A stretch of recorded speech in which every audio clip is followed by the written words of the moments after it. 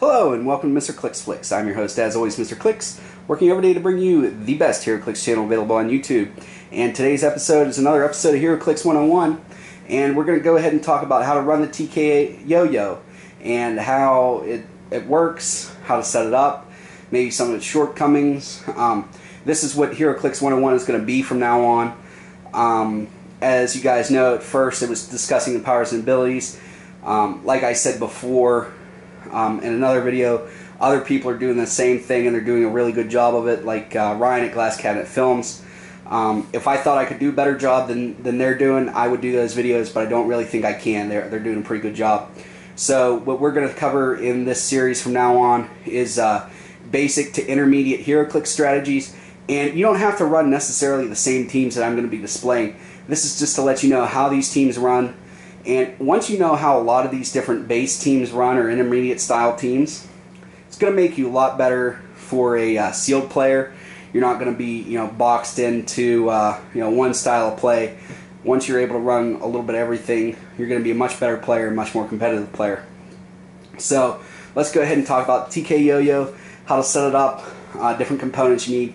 TK Yo-Yo at its base is basically three parts. You need two parts, three characters. You need two people with telekinesis and one person that's going to be your guy that's doing the dirty work and attacking. So in my example today, I'm using Maximus the Mad from Guardians of the Galaxy. He has TK on his dial. That's one of my TK figures.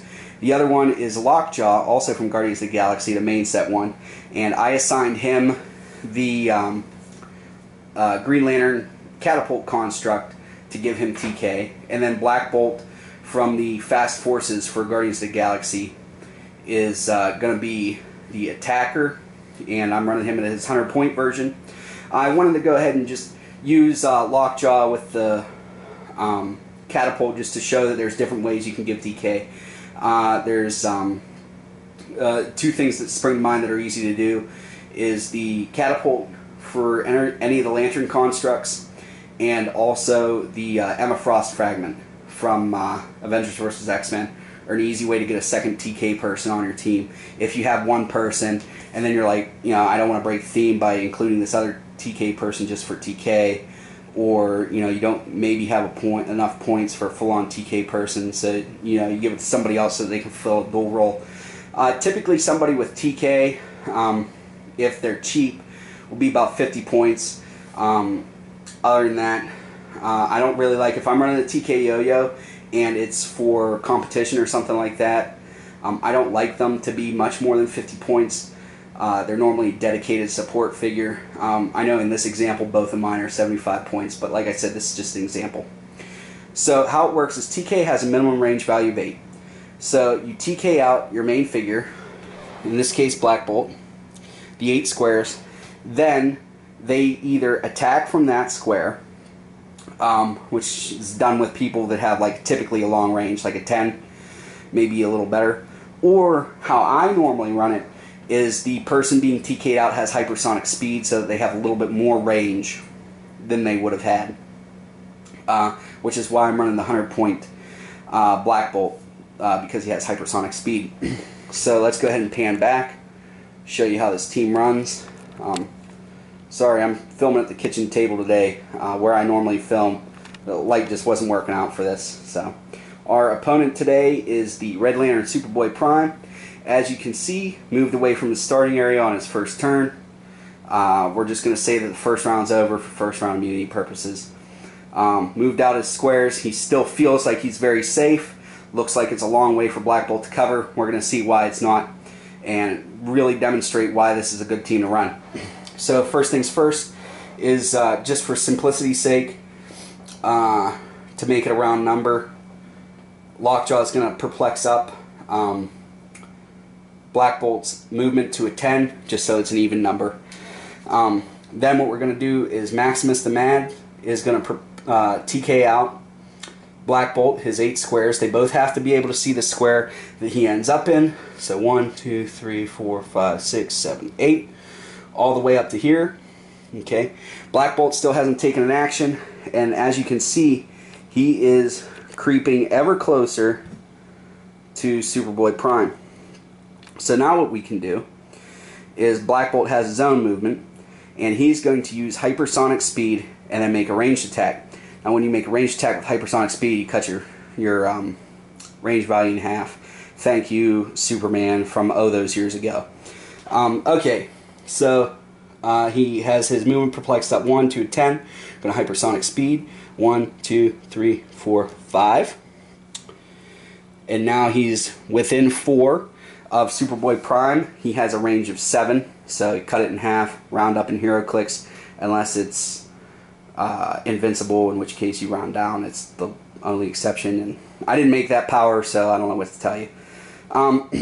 So Black Bolt makes his attack. I'm not even going to roll the dice because it doesn't matter. Okay, makes his attack. Now what do? He has to have a way to egress or escape. So what you're going to do is you're going to hypersonic back your 5 squares. 1, 2, 3, 4, 5. 4, 5 to there. That way Lockjaw can see him. And Lockjaw is then, at that point, going to TK him back to the starting area where he was, because they could both see that spot. And that is how the TK yo-yo works. So the idea of it is that you TK your guy out, they attack, you TK him back, so that there's not a chance, or a very small chance, of retaliation. Because right now, you see how many squares Black Bolt covered. Hopefully you damage Superboy Prime or whoever it was you were attacking.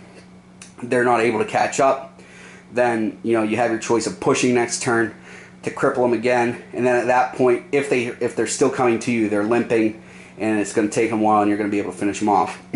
So, what is this team good for? As we discussed, it's good for really getting out there and attacking in almost an alpha strike type situation, which is another team that we'll cover.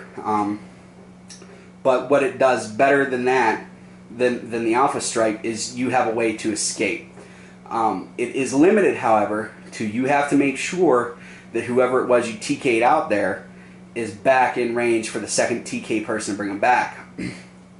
Otherwise, they're going to be left out there. Like, let's say I TK'd Black Bolt out to here, he moved, and then, with hypersonic speed, I hypersonicked him all the way up to there with Superboy Prime. Wasn't able to hypersonic back far enough. He's still in range to be retaliated against, and he's away from his support crew, and you kind of left him out there to dry. So that is a limiting factor. You can't really, well, with the flash set you might be able to cross the whole board, but typically with this type of team you can't cover the whole board. You can cover about 75% of it, which is, in my opinion, enough to generally get the job done. But that's a limiting factor of it. Another limiting factor is typically you're only getting one attack off. You're not able to attack and then follow up with another attack from a different character. You get your one shot, whether you hit or miss, and then that's it. You have to go back to, sort of like, you got to go back to base, recoup, and then go back out there.